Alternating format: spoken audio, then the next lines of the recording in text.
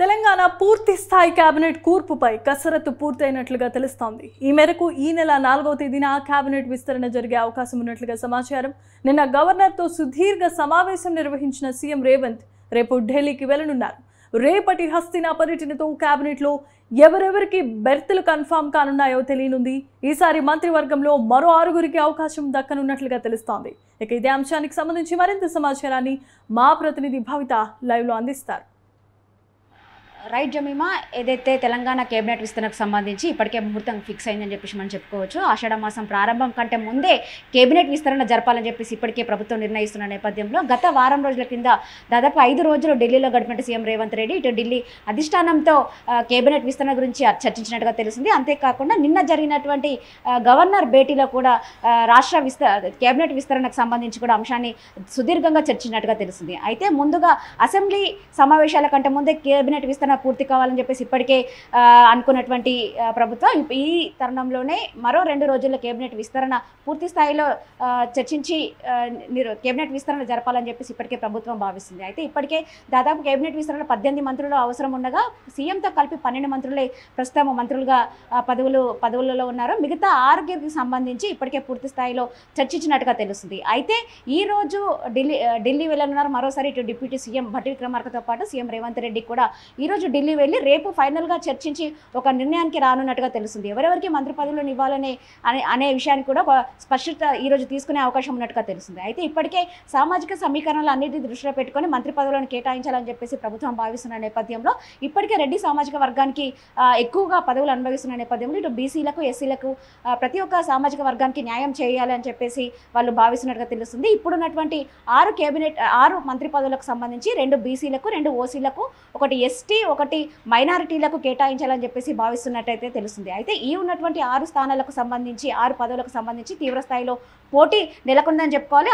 6 మంత్రి పదవుల కోసం దాదాపుగా 10 మందికి పైగా పోటీ పడుతున్నట్టుగా కూడా తెలుస్తుంది. ఎవరికి వారే మా సామాజిక వర్గానికి మంత్రి పదవి దక్కాలన్నట్టుగా కూడా యోచిస్తున్నట్టుగా తెలుస్తుంది. ఈ నేపథ్యంలోనే దాదాపుగా ఇప్పటికే ఇటు నిజామాబాద్ కావచ్చు, ఆదిలాబాద్ కావచ్చు, వరంగల్ కావచ్చు, ఈ జిల్లాల నుంచి ఈ నియోజకవర్గాల నుంచి మంత్రి పదవులు దక్కలేదని చెప్పేసి ఆ జిల్లాల నేతలు కూడా తీవ్ర స్థాయిలో పోటీ పడుతున్నట్టుగా తెలుస్తుంది. ఇంకా ఆదిలాబాద్ విషయానికి వస్తే మాత్రం అక్కడ నుంచి వెడమ బొజ్జుని ఒకవేళ తీసుకోవాల్సి వస్తే ఆదిలాబాద్ నుంచి మంత్రివర్గంలో తీసుకోవాల్సి వచ్చే వెడమ బొజ్జుకి మంత్రి పదవి దక్కే అవకాశం ఉన్నట్టుగా తెలుస్తుంది. అంతేకాకుండా నిజామాబాద్ నుంచి తీసుకోవాల్సి వస్తే మాత్రం ఖచ్చితంగా ఇటు మైనార్టీలకు కూడా మంత్రి పదవి ఇవ్వాల్సిన అవకాశం ఉన్న నేపథ్యంలో షబ్బీర్ అలీకి మంత్రి పదవి దక్కే అవకాశం ఉన్నట్టుగా తెలుస్తుంది. అంతేకాకుండా నిన్న ఏదైతే భేటీ జరిగిందో గవర్నర్తో భేటీ జరిగిన విషయంలో ఇటు మంత్రి పదవులతో కేబినెట్ విస్తరణ మంత్రి పదవులతో పాటు గవర్నర్ కోట ఎమ్మెల్సీల గురించి కూడా చర్చించినట్టుగా తెలుస్తుంది. గత అసెంబ్లీ ఎన్నికల తర్వాత ఇచ్చినటువంటి గవర్నర్ ఎమ్మెల్సీ కోటాలో టీజీఎస్ ప్రొఫెసర్ కోదండరామ్కి కూడా ఎమ్మెల్సీ కోట గవర్నర్ని కేటాయించిన విషయం మనకు తెలిసింది. అయితే గతంలో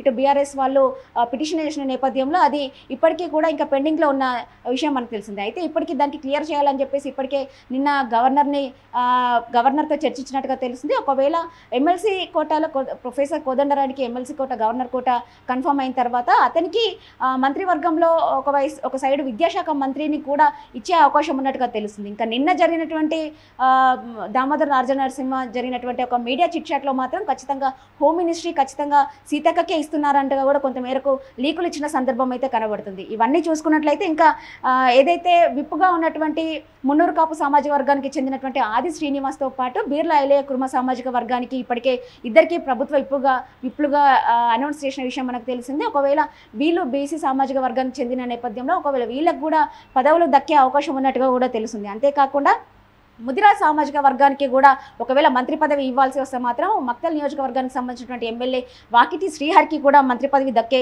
అవకాశం ఉన్నట్టుగా తెలుస్తుంది. అంతేకాకుండా గత కొన్నేళ్ల నుంచి కూడా ఇటు పార్టీలోనే ఉంటూ అన్ని అంశాలపైన కూడా ఎంతో పోరాడుతూ ఇటు తెలంగాణ రాష్ట్ర సాధనలో కావచ్చు, అంతేకాకుండా విద్యార్థి సంఘాల తరపున కావచ్చు, విద్యార్థులకు ఎలాంటి ఇబ్బందులు తలెత్తకుండా ఎంతో పోరాడినటువంటి వ్యక్తి ప్రజెంట్ ఉన్నటువంటి ఎమ్మెల్సీ బల్మూరి వెంకట్కి కూడా మంత్రివర్గంలో చోటు దక్కుతుందనే చర్చలు కూడా జరుపుతున్నారు. అలాంటి వార్తలు కూడా వినిపిస్తున్న నేపథ్యంలో ఎమ్మెల్సీ బల్మూర్ వెంకట్కి కూడా మరొక మంత్రి పదవి దక్కే అవకాశం ఉన్నట్టుగా కూడా తెలుస్తుంది. ఇంకా ముఖ్యంగా ఏదైతే భువనగిరి పార్లమెంటు కాంగ్రెస్ గెలుచుకుంటే ఖచ్చితంగా భువనగిరి పార్లమెంట్ నియోజకవర్గ ఇన్ఛార్జ్గా ఉన్నటువంటి కోమటిరెడ్డి రాజగోపాల్ రెడ్డి కూడా ఖచ్చితంగా మంత్రి పదవి ఇస్తామని చెప్పేసి ఇప్పటికే కొన్ని సందర్భాలలో సీఎం రేవంత్ రెడ్డి చెప్పిన సందర్భం కూడా ఉన్న నేపథ్యంలో ఇప్పటికే భువనగిరి పార్లమెంట్ చామల కిరణ్ కుమార్ కాంగ్రెస్ పార్టీ గెలుచుకున్న నేపథ్యంలో ఒకవేళ ఇస్తే ఖచ్చితంగా కోమటిరెడ్డి రాజగోపాల్ రెడ్డికి కూడా మంత్రి పదవి దక్కుతుందనే ఆలోచన కూడా మనకు తెలుస్తుంది. ఇంకా ఇవన్నీ పక్కన పెడితే ఇప్పటికే బీఆర్ఎస్ పార్టీ నుంచి కొంతమంది ఎమ్మెల్యేలు కూడా కాంగ్రెస్ పార్టీలో చేరిన విషయం మనకు తెలిసిందే. అయితే బీఆర్ఎస్ పార్టీలో ఉన్నటువంటి ఎమ్మెల్యేలకు మంత్రి పదవులను చూపుతూ వాళ్ళకు ఆశ చూపుతూ కూడా కాంగ్రెస్ పార్టీలోకి ఆహ్వానించిన విషయం కూడా మనకు తెలిసిందే. ఒకవేళ బీఆర్ఎస్ పార్టీ నుంచి వచ్చినటువంటి 6 ఎమ్మెల్యేలలో కూడా మంత్రి పదవులు ఎవరికి వరిస్తాయనేది కూడా కొంతమేరకు ఒక ఉత్కంఠ నెలకొందని గురించి మనం చెప్పుకోవచ్చు. అంతేకాకుండా ఏదైతే స్టేషన్ గన్పూర్ నుంచి గెలుపొందినటువంటి కడియం శ్రీహరి బీఆర్ఎస్ పార్టీలో చేరిన విషయం మనకు తెలిసిందే. ఇంతకుముందుకు తను విద్యాశాఖ మంత్రిగా కూడా చేసిన సందర్భం ఉంది. కాబట్టి ఒకవేళ ప్రొఫెసర్ కోదండరాంకి విద్యాశాఖ కేటాయించకపోతే శ్రీహరికి కూడా ఏదైతే కడియం శ్రీహరికి కూడా విద్యాశాఖ కేటాయిస్తారా అన్నట్టు కూడా కొంతమేరకు వార్తలు వస్తున్న సందర్భం అయితే కనబడుతుంది. అంతేకాకుండా గత బీఆర్ఎస్ హయాంలో మంత్రిగా పనిచేసినటువంటి దానం నాగేంద్ర కూడా ప్రస్తుతం కాంగ్రెస్ పార్టీలో చేరారు. వీళ్ళతో పోలిస్తే ఇంకా కాంగ్రెస్ సీనియర్ నేతగా ఉన్నటువంటి పోచారం శ్రీనివాస్ రెడ్డి బాన్స్వాడ ఎమ్మెల్యే తాజాగా కాంగ్రెస్ పార్టీలో చేరే విషయం మనకు తెలిసిందే. అంతేకాకుండా భద్రాచలం నుంచి గెలిచినటువంటి తెల్లం వెంకట్రావు కూడా కాంగ్రెస్ పార్టీలో చేరారు.